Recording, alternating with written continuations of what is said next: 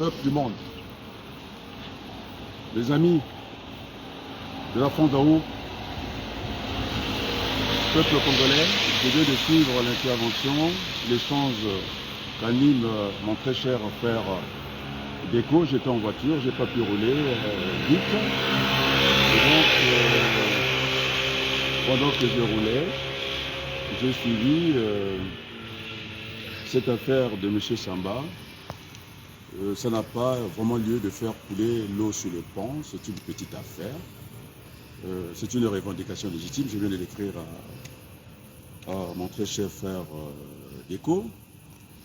Et donc, sa place n'est pas dans les services de M. Obara, il doit rentrer chez lui, sans, comme dit, je vais prendre les mêmes termes, comme disent les Ouattara, à dépasser les normes. Et donc, je rentre de mon travail et je suis très remonté, les amis. Il n'y a pas que il ne faudrait pas que ça devienne des ping-pong.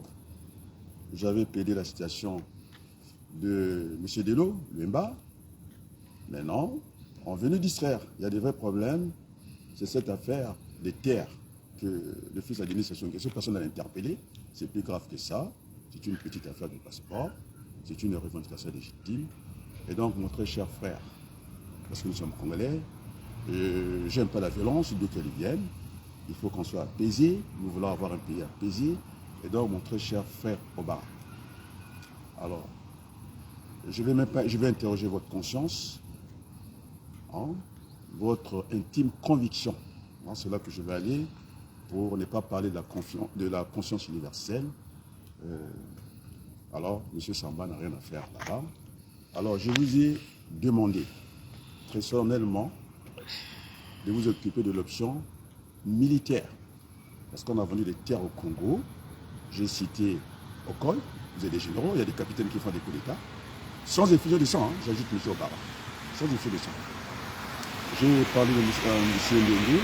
Alors vous êtes quoi pour l'instant? C'est des capitaines qui vont vous mettre garde à vous, parce que ce n'est pas normal, parce que l'armée, c'est la structure la mieux organisée. Et quand vous avez quand même des capitaines qui commencent à vous commander, donc il y a un problème. Hein, ça marche pas comme ça devait marcher. Et donc, ce soir, je demande très poliment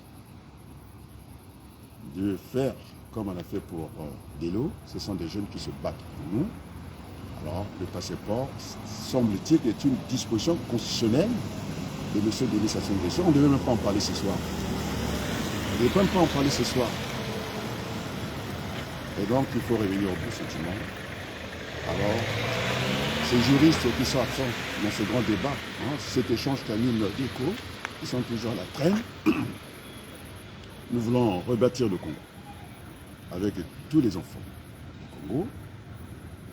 Et donc, c'est pas parce que ça s'appelle Samba. Alors, je ne vais pas aller plus loin parce que j'essaie de voir qu'est-ce qu'un repeuplement. Hein, on voulait mettre des Rwandais au Congo, c'est ça toute la difficulté. Samba n'a rien à voir, c'est une petite affaire. C'est une revendication, un ressenti simplement. Et donc, cette affaire de repeuplement, c'est très grave. Alors, il y a des terres vides dans le nord. Il faut, si vous voulez, repeupler le Congo avec des étrangers, ça va créer des tensions, des conflits. Je vais essayer de revoir dans Google où est-ce que ça peut nous amener, et c'est très grave, vous les amener à Oyo. C'est là où on a des infrastructures, on peut les accueillir. Il faut, et d'ailleurs, c'est le vice-président de la CDI qui m'a demandé dans mes interventions, quand on fera la conférence nationale bis, le pôle a trop souffert, M. Voba. Et donc, il y aura un plan Marshall au niveau du pôle. Voilà les vrais problèmes. Donc, sur ce, je n'ai pas encore mangé, j'ai besoin d'avoir l'énergie. Je suis en congé professionnellement. Je devais être aussi en congé politique aussi. Mais vous savez, l'enseignant, le politique n'a pas de congé, il ne sait plus où mettre sa tête. Et donc, nous sommes en congé actif. C'est pourquoi j'ai voulu abonder dans le même sens que Déco. Je vous remercie, Monsieur Obara, de votre compréhension. Que le Congo gagne. Vive le Congo, vive l'humanité, je vous remercie.